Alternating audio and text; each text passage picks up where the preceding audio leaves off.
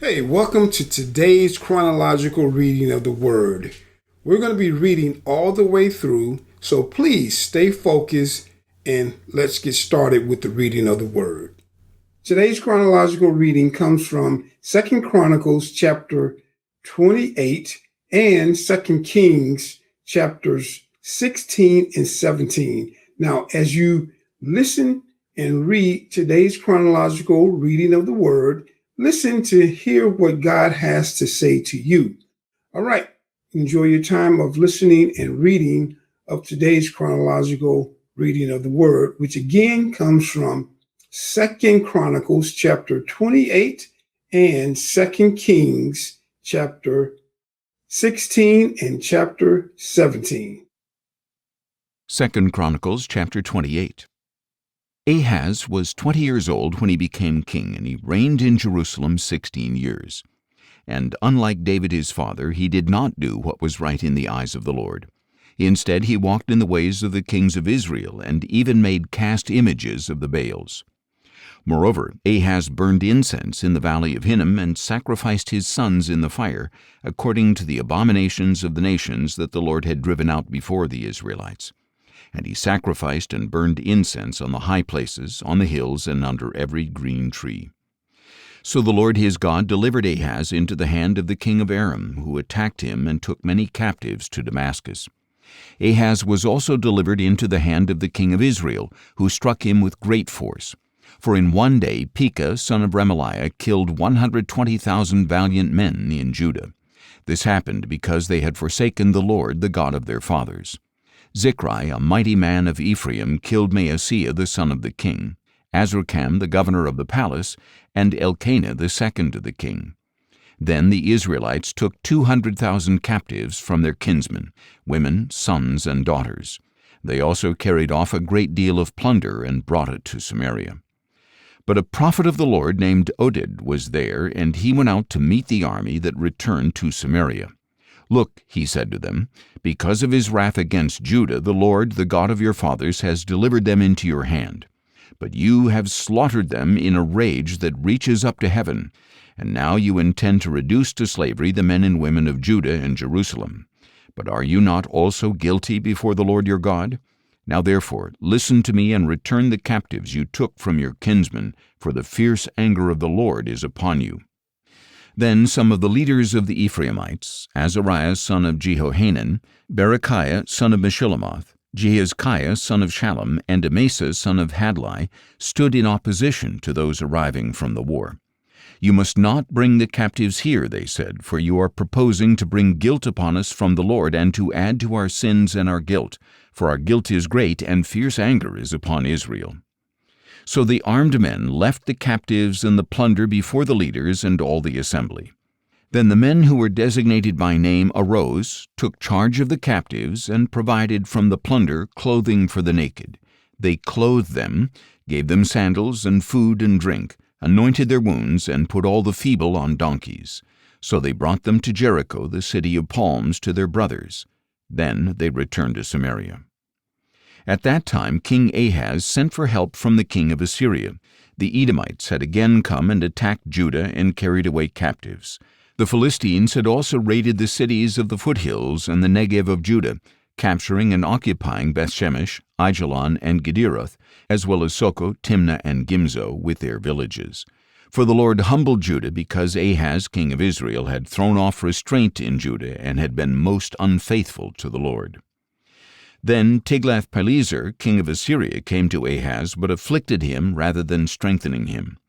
Although Ahaz had taken a portion from the house of the Lord, from the royal palace and from the princes, and had presented it to the king of Assyria, it did not help him. In the time of his distress, King Ahaz became even more unfaithful to the Lord. Since Damascus had defeated him, he sacrificed to their gods and said, "Because the gods of the kings of Aram have helped them, I will sacrifice to them that they may help me." But these gods were the downfall of Ahaz and of all Israel. Then Ahaz gathered up the articles of the house of God, cut them into pieces, shut the doors of the house of the Lord, and set up altars of his own on every street corner in Jerusalem. In every city of Judah he built high places to offer incense to other gods, and so he provoked the Lord, the God of his fathers. As for the rest of the acts of Ahaz and all his ways, from beginning to end, they are indeed written in the book of the kings of Judah and Israel. And Ahaz rested with his fathers and was buried in the city of Jerusalem, but he was not placed in the tombs of the kings of Israel. And his son Hezekiah reigned in his place. 2 Kings chapter 16. In the 17th year of Pekah son of Remaliah, Ahaz son of Jotham became king of Judah. Ahaz was 20 years old when he became king, and he reigned in Jerusalem 16 years. And unlike David his father, he did not do what was right in the eyes of the Lord his God. Instead, he walked in the ways of the kings of Israel, and even sacrificed his son in the fire, according to the abominations of the nations that the Lord had driven out before the Israelites. And he sacrificed and burned incense on the high places, on the hills, and under every green tree. Then Rezin king of Aram and Pekah son of Remaliah king of Israel came up to wage war against Jerusalem. They besieged Ahaz, but could not overcome him. At that time Rezin king of Aram recovered Elath for Aram, drove out the men of Judah, and sent the Edomites into Elath, where they live to this day. So Ahaz sent messengers to Tiglath-Pileser king of Assyria, saying, I am your servant and your son. Come up and save me from the hands of the kings of Aram and Israel who are rising up against me.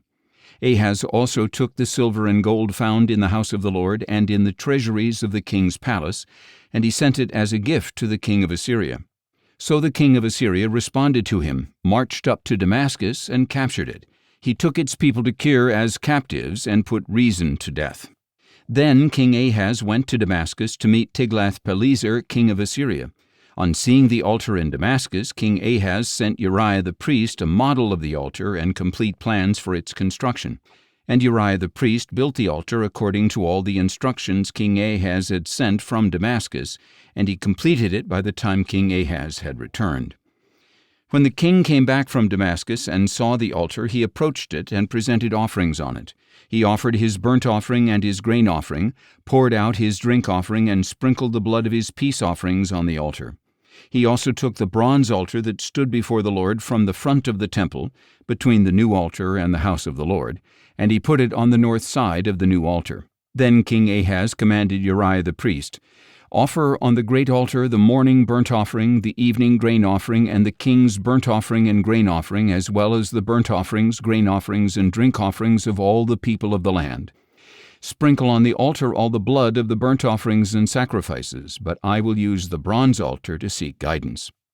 So Uriah the priest did just as King Ahaz had commanded. King Ahaz also cut off the frames of the movable stands and removed the bronze basin from each of them. He took down the sea from the bronze oxen that were under it and put it on a stone base. And on account of the king of Assyria, he removed the Sabbath canopy they had built in the temple and closed the royal entryway outside the house of the Lord. As for the rest of the acts of Ahaz, along with his accomplishments, are they not written in the book of the Chronicles of the kings of Judah? And Ahaz rested with his fathers and was buried with them in the city of David, and his son Hezekiah reigned in his place. 2 Kings chapter 17. In the 12th year of the reign of Ahaz over Judah, Hoshea son of Elah became king of Israel, and he reigned in Samaria 9 years. And he did evil in the sight of the Lord, but not like the kings of Israel who preceded him. Shalmaneser king of Assyria attacked him, and Hoshea became his vassal and paid him tribute. But the king of Assyria discovered that Hoshea had conspired to send envoys to King So of Egypt, and that he had not paid tribute to the king of Assyria as in previous years. Therefore the king of Assyria arrested Hoshea and put him in prison. Then the king of Assyria invaded the whole land, marched up to Samaria, and besieged it for 3 years. In the 9th year of Hoshea, the king of Assyria captured Samaria and carried away the Israelites to Assyria, where he settled them in Halah, in Gozan by the Habor River, and in the cities of the Medes. All this happened because the people of Israel had sinned against the Lord their God, who had brought them out of the land of Egypt from under the hand of Pharaoh, king of Egypt. They had worshipped other gods and walked in the customs of the nations that the Lord had driven out before the Israelites, as well as in the practices introduced by the kings of Israel. The Israelites secretly did things against the Lord their God that were not right. From watchtower to fortified city they built high places in all their cities. They set up for themselves sacred pillars and Asherah poles on every high hill and under every green tree. They burned incense on all the high places like the nations that the Lord had driven out before them. They did wicked things, provoking the Lord to anger. They served idols, although the Lord had told them, "You shall not do this thing." Yet through all his prophets and seers the Lord warned Israel and Judah, saying, "Turn from your wicked ways and keep my commandments and statutes according to the entire law that I commanded your fathers and delivered to you through my servants the prophets." But they would not listen, and they stiffened their necks like their fathers, who did not believe the Lord their God. They rejected his statutes and the covenant he had made with their fathers, as well as the decrees he had given them. They pursued worthless idols and themselves became worthless, going after the surrounding nations that the Lord had commanded them not to imitate. They abandoned all the commandments of the Lord their God and made for themselves 2 cast idols of calves and an Asherah pole. They bowed down to all the host of heaven and served Baal. They sacrificed their sons and daughters in the fire and practiced divination and soothsaying. They devoted themselves to doing evil in the sight of the Lord, provoking him to anger.